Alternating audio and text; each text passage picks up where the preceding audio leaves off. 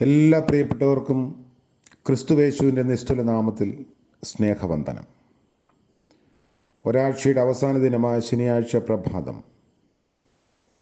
ദൈവം നമുക്ക് ദാനമായി നൽകിയിരിക്കുന്നു. ഇന്നത്തെ ധ്യാനത്തിനായി വിശുദ്ധ ലൂക്കോസ് എഴുതിയ സുവിശേഷം 19-ാം അധ്യായം 5-ാം വാക്യം. ലൂക്കോസ് 19:5. അവൻ ആ സ്ഥലത്ത് എത്തിയപ്പോൾ മേലോട്ട് നോക്കി, സക്കായിയെ, വേഗം ഇറങ്ങി വാ, ഞാൻ ഇന്ന് നിന്റെ വീട്ടിൽ പാർക്കേണ്ടതാകുന്നു എന്ന് അവനോട് പറഞ്ഞു. കർത്താവിൻ്റെ പരിശുദ്ധ നാമം വാഴ്ത്തപ്പെടുമാറാകട്ടെ.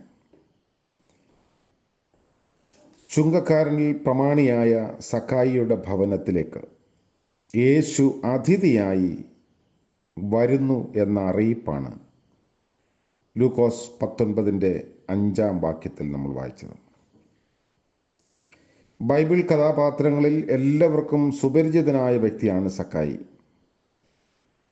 അനുതാപത്തിൻ്റെയും മാനസാന്തരത്തിൻ്റെയും ഉത്തമ ദൃഷ്ടാന്തമായി അംഗീകരിച്ച്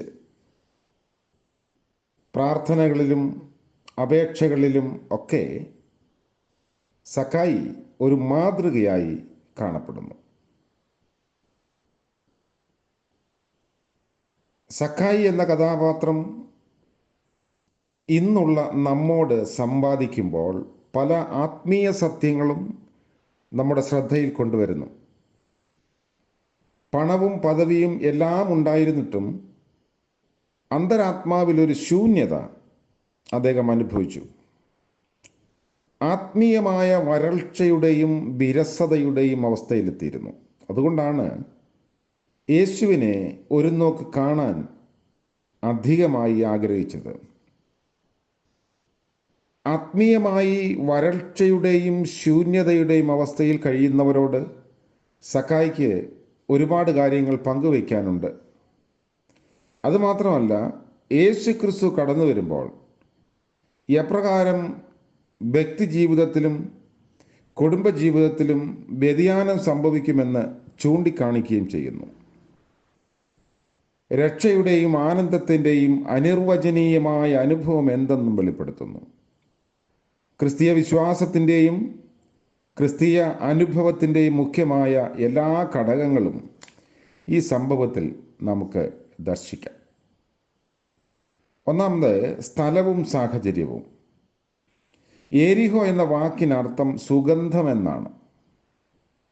അവിടെ വളരുന്ന പനിനീർ പൂക്കളുടെയും ബൽസാമിൻ്റെയും സുഗന്ധം അന്തരീക്ഷത്തിൽ അലതല്ലുന്നത് കൊണ്ടാവാം ആ സ്ഥലത്തിന് അങ്ങനെ ഒരു പേര് വന്നത്.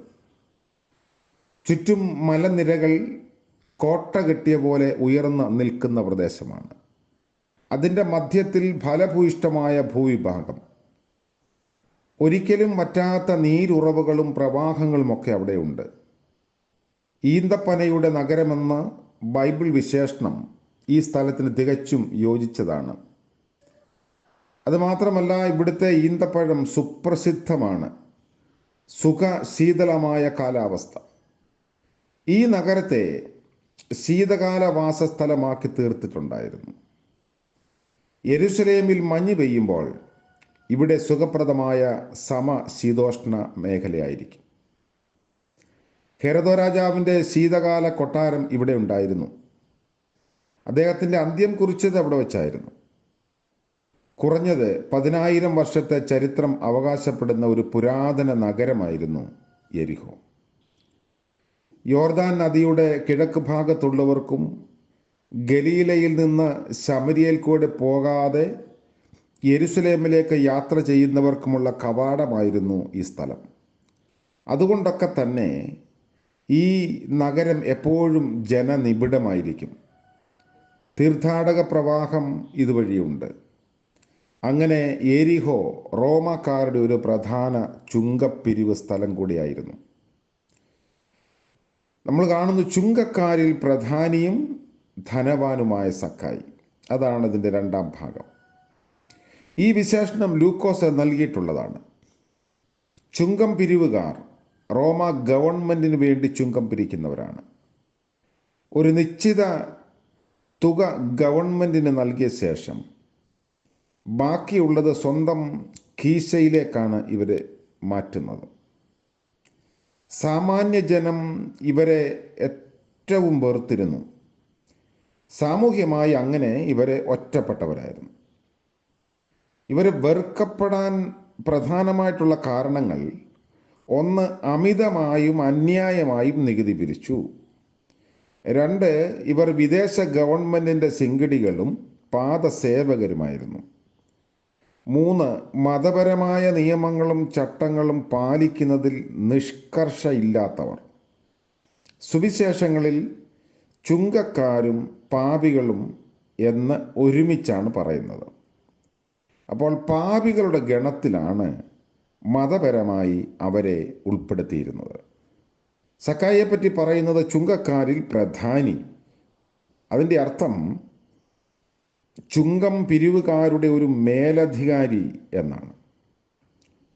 സക്കായി വലിയ ധനവാനായിരുന്നു എന്നതിൽ ഒട്ടും അതിശയം വേണ്ട.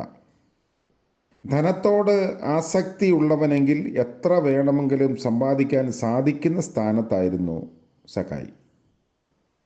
പക്ഷെ അയാളുടെ ഹൃദയത്തിൽ ഒരു ശൂന്യതയും വരൾച്ചയും അനുഭവപ്പെട്ടു. ആത്മീയതയ്ക്ക് വേണ്ടിയുള്ള അന്തർദാഹം ഒരുപക്ഷെ സക്കായിയിൽ നിറഞ്ഞു നിന്നിട്ടുണ്ടാവാം. പ്രതീക്ഷ ഉണർത്തുന്ന കാര്യങ്ങൾ യേശുവിനെ കുറിച്ച് അയാൾ കേട്ടിരുന്നു. യേശു പാപികളെയും പതിതരെയും സ്നേഹിക്കുന്നവനാണ്. അപ്പോസ്തലന്മാരെ തിരഞ്ഞെടുത്തപ്പോൾ അവരിൽ ഒരുവൻ സമൂഹഭ്രഷ്ടനായ ചുങ്കക്കാരനായിരുന്നു, ലേവി എന്ന് മറുനാമമുള്ള മത്തായി. മറ്റുള്ള ഉപദേഷ്ടാക്കന്മാരിൽ നിന്നെല്ലാം ഉയർന്നു നിൽക്കുന്നവനായ യേശുവിനെ കാണാൻ തീവ്രമായ ആഗ്രഹം സക്കായിക്കുണ്ടായിരുന്നു. 2 തടസ്സങ്ങളാണ് അതിനുള്ളത്. ഒന്ന്, ശാരീരികമായി ഉയരം കുറവാണ്. ദൂരെ നിന്ന് നോക്കിക്കാണുക വളരെ പ്രയാസം. അടുത്ത് ചെല്ലാൻ സാധിക്കുന്നില്ല. യേശുവിന് ചുറ്റും ഏറെ പുരുഷാരമുണ്ടായിരുന്നു. അവരുടെ ഇടയിൽ കൂടെ യേശുവിനെ സമീപിക്കാൻ അയാൾക്ക് ധൈര്യമില്ല. കാരണം അവിടുത്തെ പൊതുജനം അയാളെ വെറുത്തിരുന്നു. ഈ തടസ്സങ്ങളെ അതിജീവിക്കാൻ തക്കതായിരുന്നു യേശുവിനെ കാണാനുള്ള ആഗ്രഹം. കണ്ടുപിടിച്ച പോംവഴി തെരുവോരത്ത് നിൽക്കുന്ന ഒരു കാട്ടത്തിൽ കയറിയിരിക്കുക. അതുവഴി കടന്നു പോകുന്ന യേശുവിനെ കൺകുളിർക്കെ കാണാൻ കഴിയും. എരിഹോ പ്രദേശത്ത് ഇപ്പോഴും ഇങ്ങനെയുള്ള കാട്ടത്ത് വൃക്ഷങ്ങൾ ധാരാളമുണ്ട്. മൂന്നാമത് നമ്മൾ കാണുന്നു പേർ ചൊല്ലി വിളിക്കുന്ന യേശു. യേശുക്രിസ്തു എരിഹോവിൽ കൂടി അവസാനമായി യാത്ര ചെയ്യുകയാണ്. യെരുശലേമിലേക്കുള്ള യാത്രയിലാണ്, അവസാന യാത്രയാണ്. പുരുഷാരത്തോടൊപ്പം നീങ്ങിയ യേശു ആ കാട്ടത്തിയുടെ ചുവട്ടിലെത്തിയപ്പോൾ നേരെ മുകളിലേക്ക് നോക്കി. ആ ഒരു നോട്ടത്തിൽ സക്കായി ഒരുപാട് ചൂടിപ്പോയിട്ടുണ്ടാവാം. ആരും കാണാതിരിക്കാൻ വൃക്ഷത്തിൽ സ്ഥാനമുറപ്പിച്ചവനാണ്. പക്ഷെ എല്ലാം കാണുന്നവനായ യേശു അവനെ കണ്ടു. ദൈവദൃഷ്ടിയിൽ നിന്ന് ആർക്കും മറഞ്ഞിരിക്കാനാവില്ല. സങ്കീർത്തനക്കാരൻ ഈ യാഥാർത്ഥ്യം ഇങ്ങനെയാണ് പറഞ്ഞിരിക്കുന്നത്: ഞാൻ ഇരിക്കുന്നതും എഴുന്നേൽക്കുന്നതും നീ അറിയുന്നു, എൻ്റെ നിരൂപണം നീ ദൂരത്തു നിന്ന് ഗ്രഹിക്കുന്നു, എൻ്റെ നടപ്പും കിടപ്പും നീ ശോധന ചെയ്യുന്നു. യഹോവേ, നീ മുഴുവനും അറിയാതെ ഒരു വാക്കും എൻ്റെ നാവിന്മേലില്ല. 139 സങ്കീർത്തനമാണ് അത്. ഈ സത്യം എബ്രായ ലേഖനകർത്താവ് ഏറ്റു പറയുന്നുണ്ട്.